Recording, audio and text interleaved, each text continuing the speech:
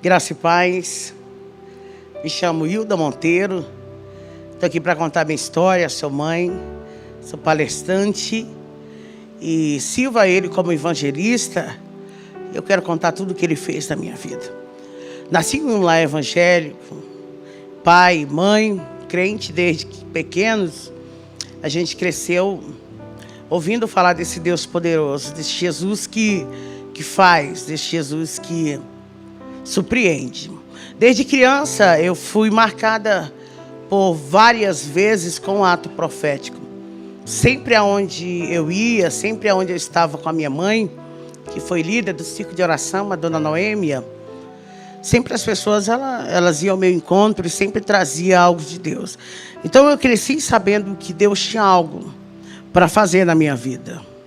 E na adolescência com 16 anos de idade, eu já liderava jovens, né?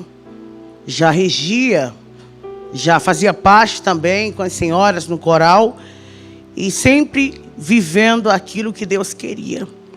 Mas quando eu tinha 19 anos de idade, por falta de maturidade, raiz, força, porque era tão corrido,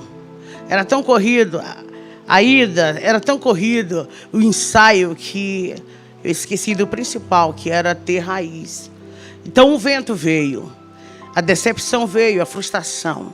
E eu fiquei cheia de mágoa, eu fiquei cheia de ressentimento e aquilo cresceu dentro de mim que me afastou da presença de Deus. Eu nunca tinha ido no mundo, eu nunca vivi nada no mundo. Até 19 anos de idade. Estava com casamento marcado com filho de pastor. Estava tudo lindo, até eu deixar entrar dentro do meu coração a mágoa, o rancor. E eu fui para o mundo, onde tudo começou. O diabo, ele já tinha preparado tudo. Eu não tinha ideia do que eu ia viver. Eu não imaginava. Mas eu recordo perfeitamente de uma vez a minha mãe, ela estava em um congresso, ela estava gestante, naquele tempo era muito complicado. Em 82, 83, a gente não tinha recurso e ela não sabia de fato qual era o sexo da criança que estava na sua barriga. Eu lembro que um profeta, ela contando pra gente, que um profeta veio até ela e falou: olha, dentro do teu ventre tem uma menina e ela vai ser profeta, vai ser ministra, e o meu nome vai ser glorificado na vida dela. O inimigo vai fazer de tudo, mas no final vai ser o meu nome que vai ser glorificado. Caí no mundo com tudo, despreparada. Para você ver o tanto que foi sério, que a gente nunca na vida tinha passado em frente a uma boate ou algo do tipo. Então a minha primeira vez no mundo que eu fui, eu já conhecia a bebida, já conhecia a dança e eu achei interessante aquilo. E eu não queria mais saber de igreja, eu achava chato, não queria mais saber. Minha mãe sempre insistia, sempre ela dizia: Hilda, volta, filha, enquanto há tempo. Não vai, sempre ela batia nessa tecla, mas eu fui me aprofundando. E conheci o pai dos meus filhos em uma boate. Eu não imaginava quem ele era, mas ele já era um grande traficante naquela região. E a gente se envolveu. E daqui a pouco eu já estava envolvida totalmente em tudo que você possa imaginar do crime. Com um ano que eu estava afastada dos caminhos do Senhor, eu já tinha mais de 5 pontos de tráfico ali no Pará. Eu não conseguia mais sair, eu fiquei presa na maconha. Eu comecei com a maconha, o cigarro. Com a bebida eu não largava o uísque. Era 24 horas. Mas de verdade eu sentia um vazio na madrugada. Eu lembro que quando eu estava sozinho, quando o efeito das drogas, elas acabavam, as lágrimas desciam nos meus olhos. Mas eu não tinha força e eu estava já envolvida demais para retroceder. Foi quando a gente estava dominando a metade quase de todo o Pará. Mas minha mãe, ela não desistia. Tive filho, meu primeiro filho, o primogênito, que é o Lucas. Quando eu tive o Lucas, a minha família acolheu ele, pegou ele. Porque essa vida de tráfico, de correria, essa vida de assalto não é fácil. Não tem como construir família aí. É mentira, é roubada isso. A gente não consegue construir nada. A gente só consegue alguma coisa nessa vida se a gente estiver com Jesus Cristo de Nazaré. Preciso dizer para alguém que está ouvindo aqui, jovem, ei menina, não entra nessa vida, saia. O quanto antes é roubada, é fracasso. Logo após, eu ter tido Lucas, eu engravidei da minha filha Giovana. Nesse tempo eu estava tão viciada em pó, que eu tenho poucas lembranças da minha filha pequena. Nesse tempo a gente tinha tudo, tinha casa, tinha gente para fazer tudo dentro da casa, a galera do corre, tinha gente para fazer o que eu quisesse. Mas eu não era feliz, era só um fingimento. É que eu achava que não tinha mais jeito. É que eu achava que a porta tinha se fechado. E eu me aprofundei tanto, que a Giovana, dela tinha 4 anos de idade, ela foi levada para o abrigo. Ela foi carregada. Eu tentava lutar. Eu lembro que por mais de 2 vezes eu tentei entrar lá dentro do abrigo. Várias vezes eu até mentia. Eu mentia muito nessa época. Eu dizia, quer saber, eu quero mudar de vida. Era nada, eu só queria estar perto dela. Porque sempre a maternidade ela vai gritar forte dentro da gente. Meu terceiro filho, eu tive muito filho, gente. Meu terceiro filho, Marcelo, quando ele veio, eu já estava conhecendo um crack. Porque eu queria saber que droga era aquela que tantas pessoas queriam. Porque era 24 horas alguém batendo naquela janela. Eu falei, quero conhecer esse crack. Porque ele deve ser o bom mesmo. É melhor do que o pó, do que a maconha. Porque todo mundo quer. E os comparsas, ele falou pra mim assim, negona, na linguagem deles, se você entrar no crack, já era, hein? Se você entrar no crack, você não vai estar nessa patente. Porque eu já tinha o domínio. Eles me respeitavam como a traficante. Então eu tinha um respeito grande na favela. As pessoas onde eu passava, elas me respeitavam. Elas tinham que atender às minhas ordens. Então tinha um certo temor ali. Então eles me orientaram, o crack ele está vendendo muito. Mas não entra nisso não. Só que eu tinha dentro de mim, dentro da minha mente, a ideia que nada pudesse me dominar. Que eu estava por cima.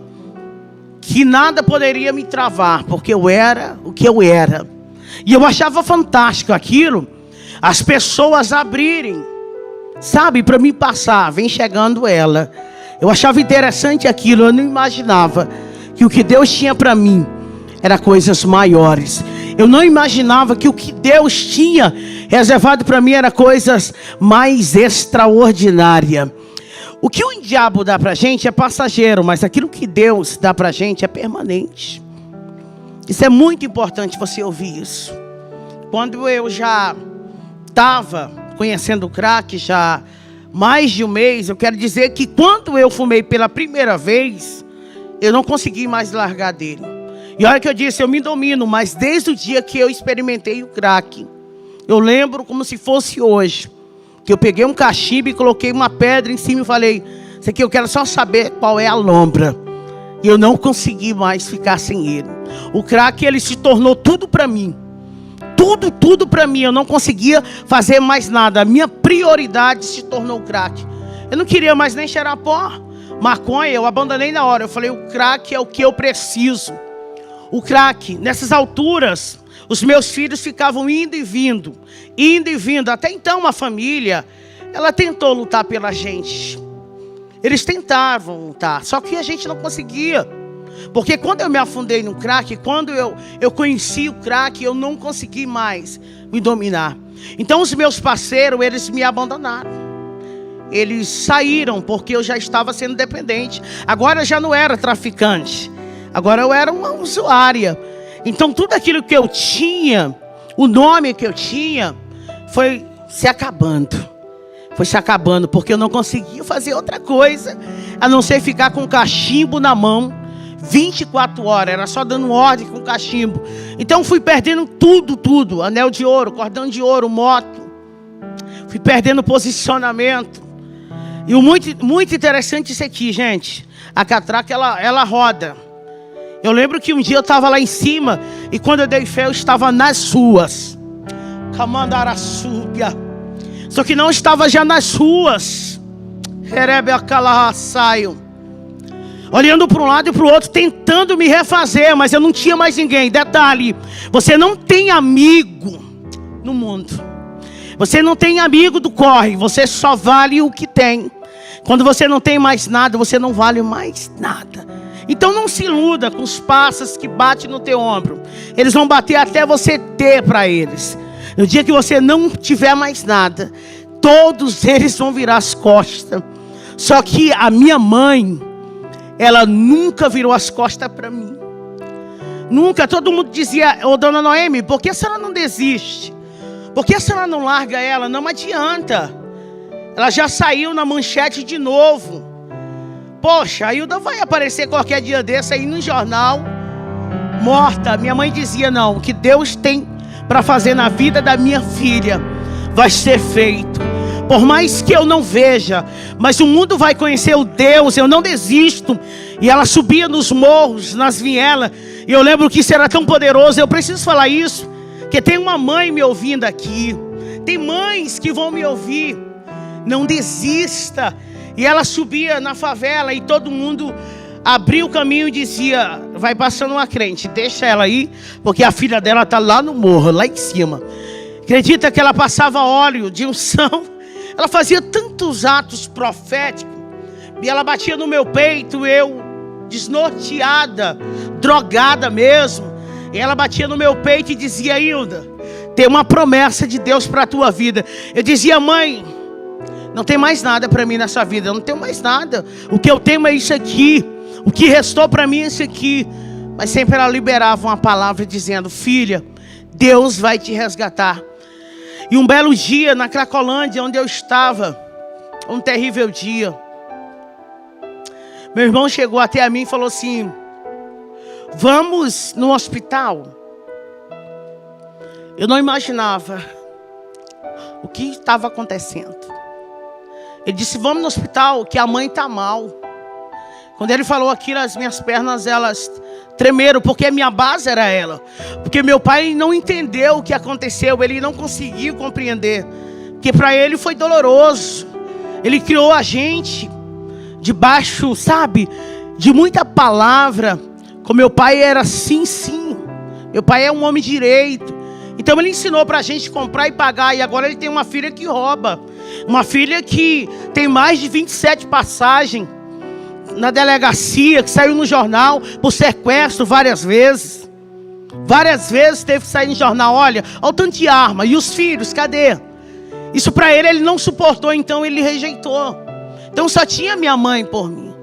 E quando eu cheguei naquele hospital, ela estava dando seus últimos suspiros. E ela com o aparelho nela, em cima dela. E ela dando os últimos suspiros. Eu lembro que ela virou o rostinho para a minha direção. E com a mão assim, para o meu lado, ela fazia assim. E olha que ela já estava há dias, ela entrou em coma por 3 vezes. Calma na súbia. Mas ela estava me dando um sinal ali daquele dia. Ela fazia assim com a mão. Ela não conseguia falar, mas ela estava fazendo um sinal. E eu lembro que os aparelhos foram apitando. E os médicos vieram para cima e tentaram fazer. Ela teve parada cardíaca e se foi. E eu perdi a minha ajudadora. E eu perdi a única pessoa que tinha coragem de enfrentar o mundo inteiro. Porque quando alguém dizia, não tem jeito, ela dizia, tem jeito. Porque o meu Deus, Ele é poderoso. Tem jeito para Hilda. Meus sonhos se acabaram ali. E eu queria um abraço, mas eu não tinha. Eu escutava dentro daquela sala. Ela se foi por culpa sua, de tanto desgosto. Eu queria alguém para abraçar, mas eu não tinha. Não tinha força. O pior foi o velório. Porque eu não tive acesso.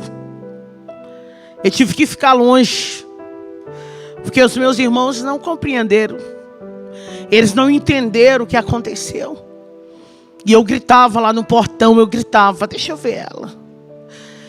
E eu pensei, o que eu tenho agora? Meus filhos não estão comigo. Meus filhos vivem na casa de um e de outro, em abrigo. A galera que eu tinha me abandonou. E a única pessoa que eu tinha que me amava, que eu sabia que me amava, era minha mãe. E agora ela está sendo enterrada.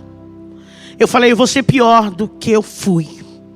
Agora que eu vou fazer muito mais. Eu vou fazer o dobro de tudo errado que eu fiz até hoje. Eu fiquei com mais ódio de todo mundo. Eu comecei a tramar coisas a respeito da minha família. Deus, Ele, no meio disso tudo, alguns projetos diabólicos que eu fiz contra a minha família, Ele deu livramento. Eles ouvindo aqui agora, eles sabem disso. Que por várias vezes eu tramei a morte de pessoas ali, porque eu queria me vingar, porque ninguém deixou ver minha mãe. Eu queria fazer de tudo para eles sofrerem. Eu queria fazer eles sofrerem. Eu lembro que foi mais de 5 vezes que eu arrombei a residência do meu pai. Várias vezes. Outras vezes eu ficava só dando sinais para alguns entrarem. Manassúbia. Mas eu pensava que estava no fundo do poço. Eu não imaginava que tinha mais coisas ainda tristes para mim viver. Como eu já disse, eu estava sem ninguém. Estava só, mas ficou a minha irmã. A minha irmã, ela começou a se compadecer de mim. E ela começou a fazer o que minha mãe fazia. Levava comida, que eu passava dias sem tomar banho. Eu estava num estado de rua aqui agora. Eu estava muito dependente do crack. Amor, eu sentia vontade de ver meus filhos, mas eu não tinha força. Eu sentia vontade de um dia reconstruir tudo, mas eu não tinha força. E eu só pensava nela. Mas eu lembro que ela tentou refazer tudo que minha mãe tinha feito. Mas o pior também aconteceu. Parecia que tudo de ruim estava acontecendo na minha vida. Aquela vida maravilhosa que eu tinha se acabado. A ilusão. Cadê aquela vida que eu tinha, aquela cama fofa, que agora já estava dormindo na rua? Cadê, gente? Cadê os carros? Cadê os passa? Não tinha mais ninguém, só tinha ela. Mas ela também morreu. Ela também se foi. O que resta agora? O que fazer agora? Eu pensei que estava pior. Eu descobri que eu estava grávida. Não vi a criança crescer. Não vi a criança se mexer. Não vi nada disso. Um dia, eu comprei 10 gramas de crack e falei, hoje eu vou fumar tudo isso e depois vou tirar minha vida. Eu quero pelo menos ter uma overdose. Eu injetava na veia. Eu falei, vou fumar tudo isso e depois eu tiro a minha vida. Por que viver? Eu lembro que eu fumei, comecei meia-noite. E quando o dia estava amanhecendo, o dia quase amanhecendo, na Cracolhando, um monte de gente correndo para um lado e para o outro, eu comecei a sentir contrações. Eu não sabia o que era aquilo. Eu estava grávida da Vitória. E eu não sabia, 9 meses. Eu vim descobrir que eu estava grávida no dia que eu tive ela. No meio do nada. Só tinha moradores de ruas. Quando eu senti aquelas dores. E ela nasceu, pequenininha. 2 quilos. No meio do lixo. Cabaraçu. Ela nasceu envolvida naquilo, eu não tive força nem para pegar ela, eu não tive reação. Alguém correu e veio, pô, a negona está tendo filho. Começou a gritar e o povo começou a aglomerar ali e eu não consegui nem me mexer, fazer nada. Eu lembro que alguém cortou o umbigo ali e pegou aquele pacotinho, aquele bebê e arrancou assim, ela estava dentro daquela bolsa e tirou. E alguém falou, é uma menina. Eu falei, ela tem que ser chamada Vitória. Ela é uma vencedora. A Vitória, ela foi doada. Eu dei a minha filha. Não sabia o que eu estava fazendo ali. Eu não tinha condição de criar filho. Eu não tinha estabilidade nem força, recurso, nada. Eu dei ela para alguém. Mas não é o pior. Ainda não é o pior ainda estava por vir. E ela sumiu e eu lembro que eles chegaram até a mim. Alguém chegou até a mim e falou assim, nossa, você precisa ir no médico. Que você precisa ir. E quando eu cheguei lá, eu descobri que tudo dela estava ainda dentro de mim. Eu lembro que eu gritava dentro daquele hospital porque não pegava anestesia em nada dentro de mim. Porque tudo estava aqui dentro. As placentas, tudo. E eu vi o desamor ali. Porque alguém disse, não, é moradora de rua. E eu disse, está doendo tudo aqui. E eles diziam, é moradora de rua. Mas Deus escolheu todos nós. Para cada um, Deus tem um projeto e uma promessa. Para cada um, Deus tem um projeto e uma promessa. Não importa o estado que você está.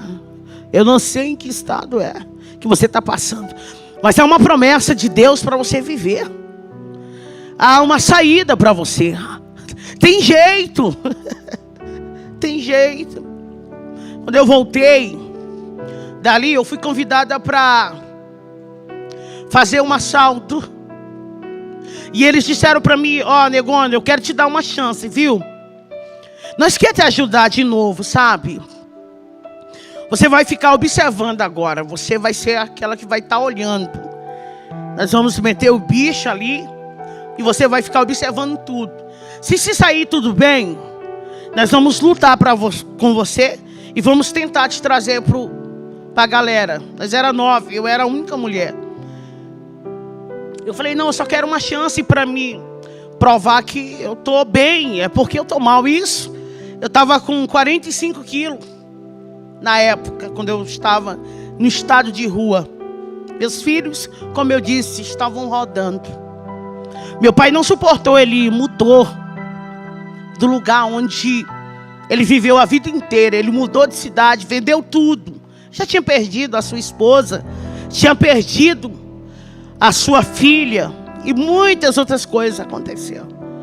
E ele mudou e disse, fala para ela, se um dia ela aparecer aqui, que eu não tenho filha ladrona. Você entende? Zero expectativa. Você entende que não tinha jeito pela sociedade. Eles todos me desprezaram. Todos me desprezaram. Então aquela oportunidade eu vi como um engajamento para mim me levantar. Só que não. E a gente foi e o assalto deu certo. E a gente ficou com muita grana. Eu falei, vou dar um passo. E eu lembro que a gente foi para uma casa e a gente foi contar o dinheiro. Na súbia. Só que o diabo, eu não estou te falando, ele tinha projetado tudo. E tinha alguém ali que não era fiel. Tinha alguém ali que não era leal.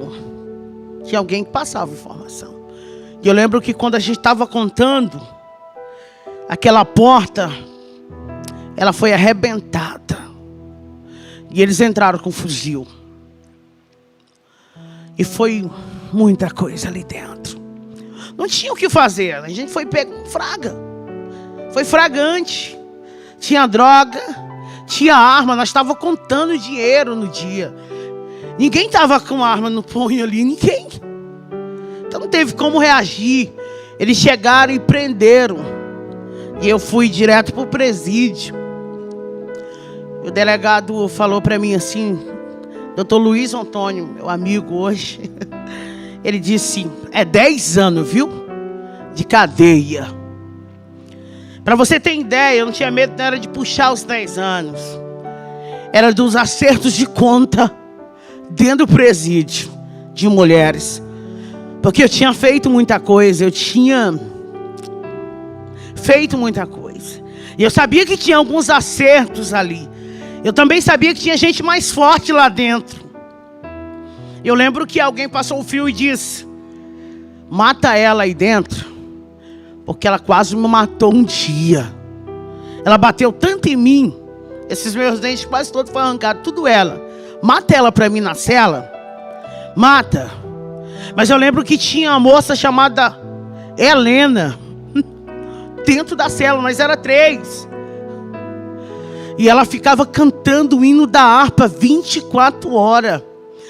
E ela ficava: porque Ele vive, nós podemos crer no amanhã. Eu tentava tampar o ouvido. Eu recebi muitos presentes vindo de Deus, Bíblia, livros. Eu jogava tudo fora. Eu falava: Deus nunca me amou, porque eu cantava para Ele, porque eu regia no coral. Olha o que aconteceu, olha o que fizeram. Será que Deus existe? Amanda Súpia. E a ordem vinha lá do outro pavilhão: mata ela, mata a negona. E as outras 2 até pensaram: vamos pegar um chuncho, e na hora que ela deitar de bruços, a gente chega bem no peito e pronto, a gente dá uma chunchada nela. Só que a Helena era mistério de Deus dentro da cela. Porque quando a notícia chegou, ela disse: ela não, Deus tem algo para fazer na vida dessa negona aqui, ó. Nossa, eu vejo ela com uma potência, sabe? E eu consegui. E eu lembro que com 15 dias me chamaram de novo. E ele falou: Hilda, você vai ser solta. Eu não sabia, mas tinha uma trama por aí. Você vai ser solta. Eu falava: como assim ser solta? Não paguei nada, não fui questionado em nada, nem nada, gente. Nem meu advogado, nada. Que pega as causas da gente, aquele que tem lá. Ele disse: não, você vai ser solta. Você vai ser solta. E eu lembro que eles me levaram para um lugar. E lá tinha uma casinha preparada, sabe? Eu lembro que eles fizeram eu, aleluia, beber muita água de esgoto ali naquele dia. Eu tive que ser pisada ali. Mas não era o fim da humilhação. Não era o fim da humilhação. Eu lembro que alguém disse: vamos acertar aqui. Sempre tinha alguém que vinha com uma resposta de Deus. Eu lembro que o fuzil estava aqui, ó, aqui. E eu fechei os olhos para sentir o estralaço. E alguém disse: faz isso não, deixa que com eles se viram. Em outra palavra, deixa que eles mesmos se matam. Não vai girar um dia, não vai durar um dia. E eu vim para um bairro, que era uma favela chamada Frigorífico, uma das mais respeitadas da época lá, de Redenção. E quando eu entrei ali, doida para fumar crack, doida, eu queria só crack. E a gente foi lá para o lugar onde eu tive a vitória, lá para Cacolândia. E quando eu cheguei, minha cabeça estava valendo já. Minha cabeça já estava valendo, porque até então ninguém sabia quem tinha sido aquele informante.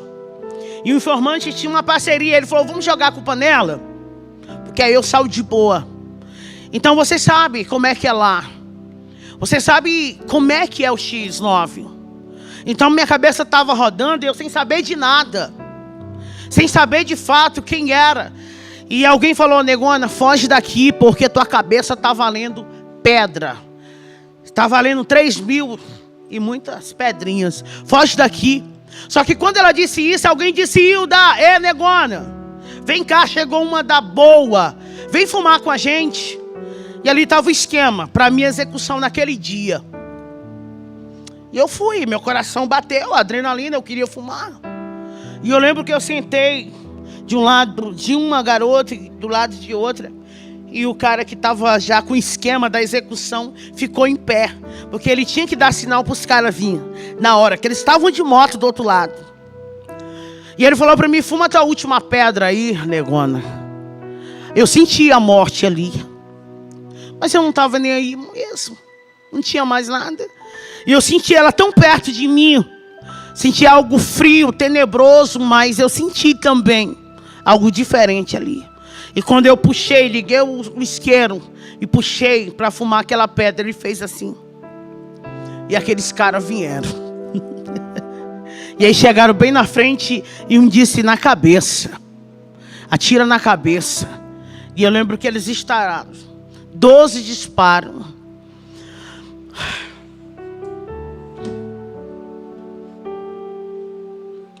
Mas tinha um escudo ali, bem na minha frente, sabe? E eu via os fogos. Eu sabia, eu entendo de arma. Era um Tauro e eles estavam atirando, e eles já atiram. E eu lembro que uma caiu em cima de mim e a outra em cima, e a gente caiu. E eu sentia só queimar. Mas de repente eu estou levantando e eles disseram: corre, que a polícia foi acionada. E eu consegui me levantar com elas em cima de mim. E eu peguei uma que estava grávida, e ainda consegui correr para a rodoviária. E hoje eu passo lá e fico tirando foto. E eu corri para a lanchonete, deixei aquela menina ensanguentada. Mas nenhuma bala entrou, só tem as marcas. Nenhum entrou, e eu corri para cima de um morro e fiquei lá por 3 dias. No Serrinha. Sem saber o que estava acontecendo. E eles virou notícia de jornal. Morreu uma grávida e uma trabalhada. E aquele que armou, ele morreu também. E eu estava viva, sanguentada, meio do mato. Foi 3 dias, mas com 3 dias eu não aguentei. Eu tinha que beber água. Me deu fome, eu não estava noiada. Eu tinha que descer, e eu venho descendo na Otávio Batista Arantes, no setor Serrinha. Eu venho descendo, 9 horas da manhã. Quando vem aquelas irmãs do círculo de oração, elas estavam saindo da igreja. E uma marchou e disse para mim no meio da rua: foi eu que te dei livramento. Manassorirebia Candarábia. Foi eu que cuidei da tua vida. Ei, Deus manda eu te dizer: sai dessa cidade ainda hoje. Foge, porque está tudo preparado. Eu tenho algo preparado, mas hoje Deus disse: você precisa sair. E ela me deu um dinheiro que estava dentro da Bíblia, era R$20, nunca vou esquecer. E ela orou por mim, e eu falei em pensamento. Eu falei: claro, ela está dizendo isso porque saiu no jornal. Lógico que eu estou só o sangue, por isso que ela está dizendo sobre morte. E ela disse: por que tu está pensando isso? Sou eu mesmo que estou falando contigo. Eu não vi nada em jornal. E ali eu temi, porque Deus falou sobre o meu pensamento. Eu corri, falei: vou despedir do meu pai, eu vou pedir perdão para ele. E vou me embora daqui. E vou tentar recomeçar. Depois eu volto atrás para pegar eles. Eu preciso, e eu fui. Quando eu cheguei lá, aconteceu aquilo que eu falei há pouco. Ele tinha vendido tudo e tinha ido embora. E a moça fez questão de dizer para mim: seu pai disse, se você morrer hoje, você vai ser enterrada como indigente. Você não tem família. Corri para a saída da cidade. E quando eu olho para trás, tinha 2. Eles conseguiram me alcançar. E eu fui esfaqueada ali. Quando eu acordei, eu estava no regional. Eu passei 30 dias. As minhas pernas, elas foram atingidas. Quase cortaram minha veia. Eu quase fiquei paralítica. Foi Deus que tinha uma obra. E eu lembro que o médico que ficou me atendendo esses 30 dias, ele batia assim no meu ombro e dizia: você já foi crente alguma vez? Você já foi crente? Porque eu sou católico, eu acredito na Nossa Senhora, mas você tem algo para viver, porque alguém morreu ontem com 2 facadas e você está toda cortada, está viva. Quer um conselho? Volta para o Jesus teu. Até ele, um médico que era católico, ele tinha um rosário e tudo, no jaleco dele, tudo tinha a imagem da santa. Ele ministrou sobre mim, sabe? Volta para Jesus. E eu falei: vou voltar. Meu braço, ele saiu do lugar. Eu tenho marcas na pele, mas o que mais dói é as marcas da alma, porque as consequências ninguém foge dela. Por isso que eu estou falando para você, as consequências elas vêm. Eu choro no Natal. Que as consequências, elas vêm. Não é que eles não gostam, mas as consequências, elas vêm. Não é que eles não querem ter eu perto, é que as consequências, elas estão ainda em evidências. Eu saí daquela cidade, virei, me tornei Andaríria. Uma cidade num dia, outra cidade no outro dia. Eu ficava em ambientes de prostituição.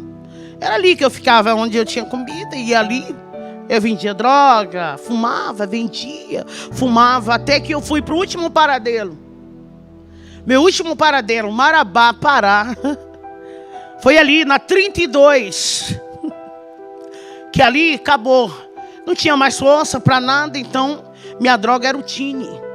Quando não tinha, eu ficava cheirando colo e eu só ficava pedindo esmola na porta da rodoviária. Eu preciso falar para alguém aqui.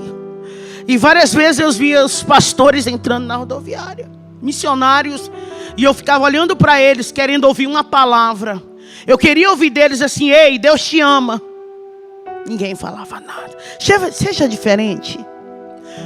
Seja diferente. Comece a olhar para a alma de alguém. Comece a enxergar o interior, não o exterior. Tem alguém pedindo socorro e você passa e não vê. Mandagaçúbia.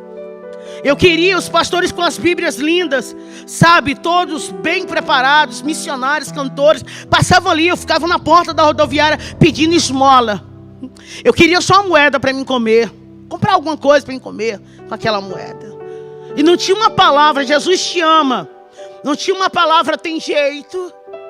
Mas Deus visitou a dona Ildenê, uma crente, e Deus falou para ela: tem uma filha minha lá no meio daquela rua. E chegou o tempo de eu dar um ponto final nisso. Mandara sébia. Você não vai ficar aí a vida inteira. Tem providência de Deus, socorro de Deus chegando para a vida de alguém agora. Estou sentindo uma unção de Deus aqui neste lugar. O Espírito Santo de Deus manda eu dizer que está chegando um livramento. Uma porta se abre para a tua vida aí.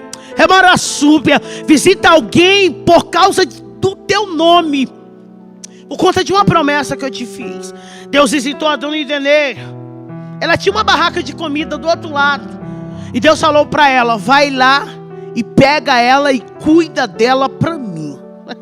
Ela chegou com uma marmita perto de mim, no meio de mais de 50 moradores de rua. A gente brigava por papelão para dormir, gente.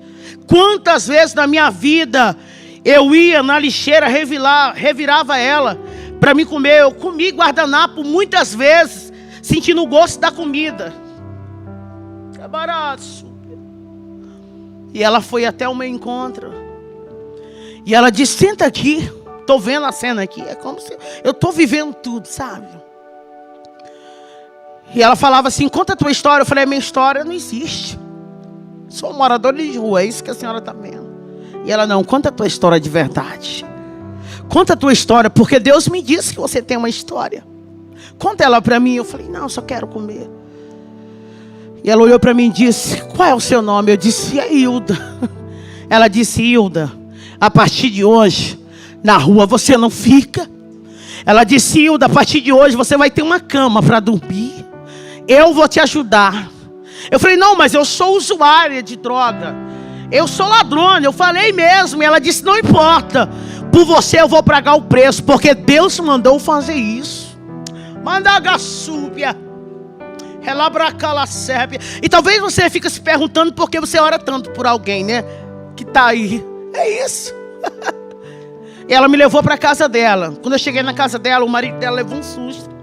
Os filhos músicos, crente, pastor de igreja, outro presbítero. E eles levou um susto porque é estádio de rua. Aquele cabelo que nunca foi penteado na vida. Chiclete, tudo que você pudesse pensar colado. Seca, só o lixo. Eu na porta magra, acabada, destruída, descalço. E ele disse: você enlouqueceu, Ildenê. Que isso? Ela disse, não, foi Jesus. Eu lembro que eles foram rapidinho para a cozinha e alguém disse assim, mãe, ela vai matar a gente quando a gente estiver dormindo. Ela parece um bicho, mãe. E ela disse, não, filho.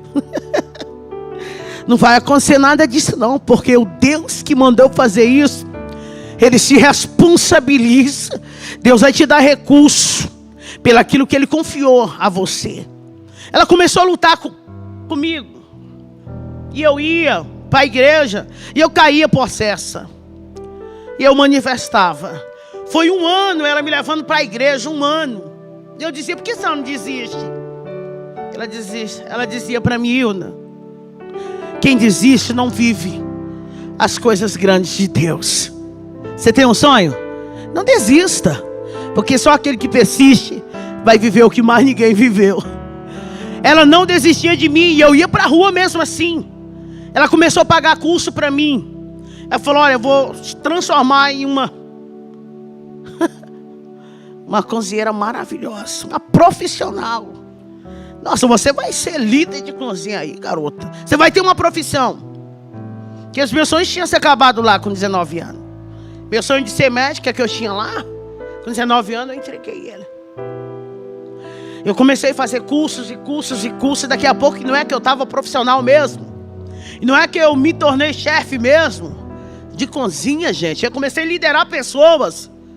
E eu já estava criando fórmulas, já estava com aparência melhorada. Isso já tinha mais de 2 anos. Sem notícia nenhuma dos meus filhos, nada. Sem saber onde eles estavam, meu pai, nada. Eu estava me erguendo. Mas o crack, eu não conseguia largar o crack. Eu não conseguia. Eu tinha um salário bom ali. Só que quando eu pegava o meu pagamento, eu dava uma parte para ela e a outra eu ia me drogar. E eu chorava muito depois que eu ficava drogado. Eu chorava porque Deus me dá tanta chance e eu jogo todas. Todas as chances que Ele me dá, eu jogo fora. E um dia eu fui em um traficante. E ele falou para mim assim, por que você não larga essa vida? Por que você não larga essa vida? Eu vou te dizer uma coisa. Aqui no meu ponto, eu não te vendo mais nenhuma pedra de crack. Porque você tem algo diferente. Por que você não larga essa vida? Até ele falou assim, você tem um jeito diferente. Aqui você não compra. Aqui nessa folha, eu vou falar para todo mundo, você não vai mais comprar. Sai dessa vida.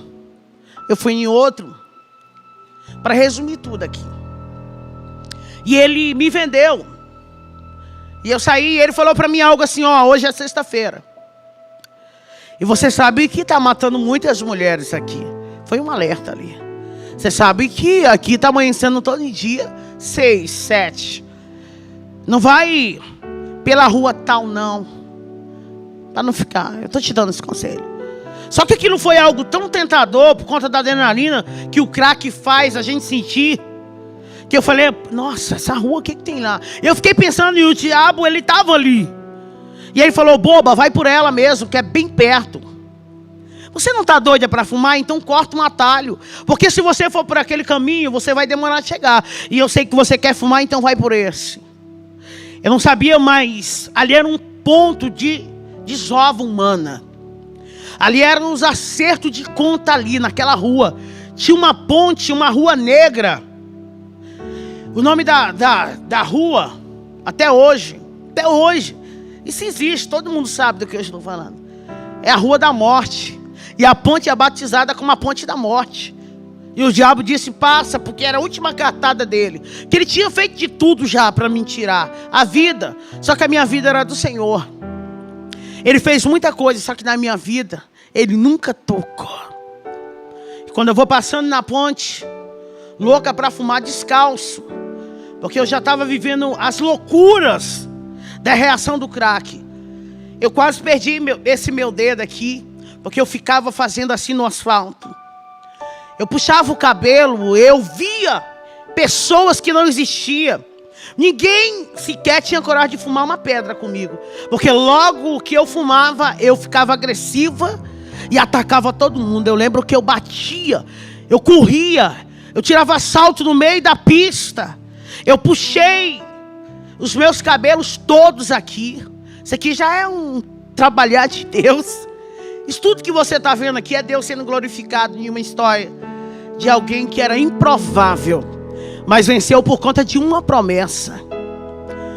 E no meio daquela ponte tinha alguém terminando de desovar um corpo.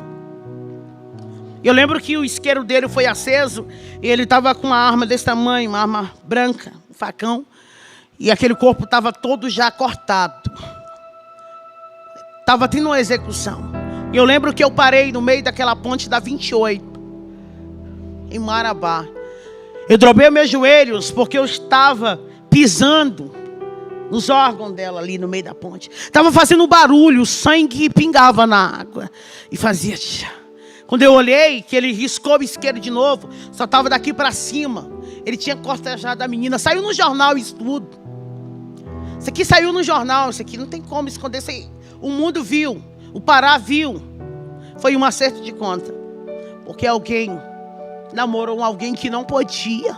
Cuidado, filha. Ouça sua mãe e o seu pai. Ouça os seus líderes. Não, amigos que te arrancam da presença de Deus não são amigos. Porque amigos, eles te aproximam de Deus, não tiram você de perto dele. E eu dobrei meu joelho ali e eu comecei a chorar. Aí eu lembrei dos hinos que minha mãe cantava. Eu lembrei da gente caminhando num trieirinho na roça, na súbia, indo para uma igrejinha de palha, adorar o Senhor e aprender na escola dominical. Eu comecei a lembrar dos meus filhos.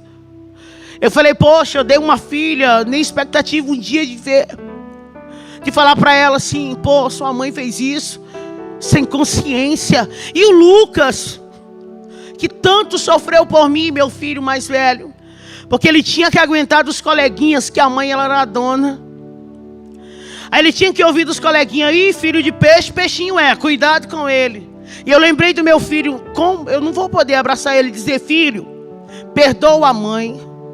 Como que eu vou olhar para Giovana? Eu queria ter essa oportunidade. Foi um filme ali no meio daquela ponte. Eu lembrei daquela profeta de manhã. Eu lembrei daquele médico. Eu lembrei de tudo. Mas não tinha mais jeito. Estava eu e um corpo e alguém matando. Tinha terminado, perdão, de matar alguém. Não tinha para onde eu sair. Não tinha luz. Não tinha pessoas. Não tinha casa ali perto. E eu falei para Jesus no meio da ponte. Eu sei que o Senhor me deu a oportunidade. Eu queria tanto ali ter abraçado meu pai e falar, pai, perdoa pela vergonha que eu fiz o Senhor passar. Perdoa pelas vezes que eu lhe roubei. Eu queria abraçar e falar para os meus irmãos, eu amo vocês. Eu queria ter feito, mas ali não tinha mais jeito para mim. Eu achava que acabou. Era a última chance. Acabou. Eu lembro que eu aqui com as 3 pedrinhas de caque na mão. Eu falei, Deus, me dá uma chance. Que eu não vou te desonrar. Aí eu falava, eu dizia, eu sei que você não vai me dar mais, porque tu me deu milhares. Eu fui esfaqueado, eu fui atirado, eu fui baleado. E eu vivi e eu não olhei para ti. Eu abaixei a cabeça e senti uma presença diferente. Eu falei, é ele. Ele vai só arrancar minha cabeça. E eu ainda fiz assim, eu lembro. Eu fiz assim. E respirei. E falei, Deus, me perdoa. Não deixa eu ir para o inferno. Eu vou morrer aqui. Mas pega a minha alma. Em memória de tudo que a minha mãe fez. E eu lembro que uma mão bateu no meu ombro. E eu falei, é ele o assassino. Só que não era. Aquela mão não era daquele homem. Aquela mão era de Cristo. Aquela mão era do Todo-Poderoso. Maracandaraçúbia. E uma voz veio e disse, Hilda, te levanta. E eu fui me levantando. E a voz disse, vira para a direita agora. Aí ele falou comigo: sou eu que te visito aqui. Eu vim para dizer para ti que eu vou mudar a tua história hoje. Hilda Monteiro. Ele falou meu nome, Hilda Monteiro. Eu vou devolver tudo que o diabo roubou. Baracalabaçúbia. Ele disse: eu vou devolver teus filhos. Eu vou devolver a dignidade. Eu vou devolver tudo. Vai ser tudo diferente. E eu fui me arrepiando, e eu andando. E aquela voz falando. Eu cheguei desesperado na casa da dona Idenê e falei: dona Idenê, estou indo embora. Ela disse: filho, o que aconteceu? Eu falei: Jesus me encontrou na ponte e ele disse que vai me devolver tudo. Ela: filha, me conta direito. Eu disse: depois eu conto. Beijo, eu lhe amo. Eu preciso caçar minha família, porque Deus falou comigo na ponte. Cheguei no meu patrão, seu Fernando, falei: dá baixa na minha carteira, me dá só o dinheiro da passagem para Canaã dos Carajás. E ele olhou para mim, ele sabia que eu era usuária, só que eu era uma ótima profissional. E ele disse: o que aconteceu, filha? Eu posso te ajudar? Você quer um advogado? Você quer ir lá para casa, para minha fazenda? O que foi? Me conta. Eu disse: não é nada do que o senhor está pensando. É porque eu encontrei com Jesus na madrugada na ponte. E ele disse que vai mudar a minha história e eu preciso ir. Cheguei em Canaã dos Carajás, fui na casa da minha tia. Eu tinha passado lá em 2011, só que não foi boa. Minha passagem ali foi horrível. Fui até presa na época, por conta de furtos. E ela tinha vergonha e eu bati no portão dela. Bati no portão e alguém disse: quem está aí? E eu disse: tia, é a Hilda. Abra o portão para mim entrar. Por favor, tia. Eles tinham medo de mim, todos eles. Eu lembro que um dia eu estava com tanta sede. E eu bati em um tio meu que eu amo tanto. E eles não abriram a porta. Porque eles tinham medo. Porque quando eu entrava, devastava tudo que eles tinham. Eu falei: tia, eu mudei.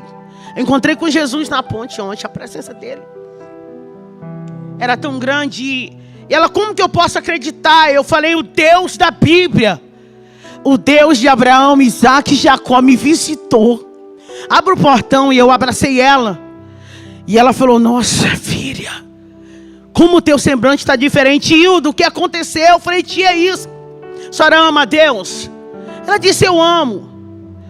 A senhora ama a palavra dele? Ela disse: eu amo. Eu falei: então me dá o endereço do meu pai agora, porque eu sei que a senhora sabe onde ele está. E ela disse: eu não posso fazer isso. Eu falei: mas a senhora disse que ama Deus e ama a palavra. Tia, me dá o endereço do meu pai, por favor. E ela: não, minha filha, eu não posso fazer isso. Eu falei para o Teodoro: eu não posso, porque ele disse que se alguém desse o endereço dele, Hilda, eu não posso fazer isso. Eu disse: tia, por favor, por favor. E ela, chorando, falou: filha, pega o endereço. E eu peguei uma moto e fui para um mototáxi, fui parar lá, naquela rua, naquele endereço. E o dia já estava indo, era quase 5h30. E eu lembro que eu bati na porta da casa. E de repente a janela foi se abrindo. E apareceu um senhorzinho com os cabelos brancos. E ele deu um grito: Lucas, corre e abre a porta, porque a tua mãe está viva. Amara Sépia. Jesus já tinha feito tudo por mim. Jesus tinha visitado meu pai, gente. E Deus tinha dito para ele: abraça ela, porque agora uma nova história, Rebanassúbia, eu faço para Hilda Monteiro. E ele me abraçou e disse: filho, o que é meu é teu, a minha casa é tua. Filha, com 1 ano, eu encontrei os meus filhos. Eu achei a Giovana no abrigo. Foi tão lindo que as pessoas se disponibilizaram lá no conselho tutelar para me dar todo o suporte que eu precisava, o recurso para me buscar meus filhos. Quando ela me viu, ela disse: mãe, a senhora veio me buscar. Mãe, a senhora veio me buscar. Eu falei: filha, eu vim te buscar. O estado que ela estava era deplorável. Peguei meu outro filho, o Lucas, a gente já estava tudo junto. E a gente começou a viver tudo que Deus disse que a gente ia viver. E Deus começou a fazer as coisas crescerem. E a minha casa estava bem. E eu comecei a entender o que era propósito e chamada. Então eu conheci a palavra de verdade. E eu me apaixonei. E eu comecei a pregar, comecei a cantar novamente. E eu cantava, e eu pregava. E Deus dizia: conta o que eu fiz na tua vida.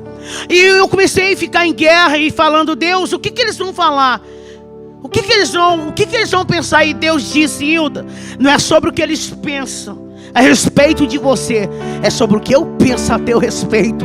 Abra a tua boca e fala tudo que eu fiz, porque o meu nome vai ser glorificado no Brasil inteiro, porque o meu nome vai ser glorificado nas nações, porque o Deus do impossível, Deus que pega o pecador, que ergue do pó, do monturo necessitado, e faz ele se assentar com príncipes, é o Deus que está falando contigo. Bem, estava fluindo tudo. Só que eu queria encontrar a minha filha. Aqui eu dei ela. Estava tudo lindo, eu com os meus filhos. E eu comecei a me dedicar, fazer tudo. Era uma cobrança dentro de mim. Eu dizia: eu tenho que fazer tudo por eles, porque eles sofreram tanto. Hoje eu quero dizer para vocês que meu pai mora comigo tem 7 anos. É meu amigo, meu companheiro. Meus filhos são os meus intercessores. Hoje eu falei: Deus, eu quero encontrar com a minha filha, porque eu quero saber que jeito é o rostinho dela. Eu queria saber que jeito era ela. Eu vi ela só dentro de um saquinho bem pequenininho na mão de alguém. E um belo dia eu fui cantar em um congresso. Eu estava cantando: Deus mudou a minha história, Deus, que é o meu hino da minha história.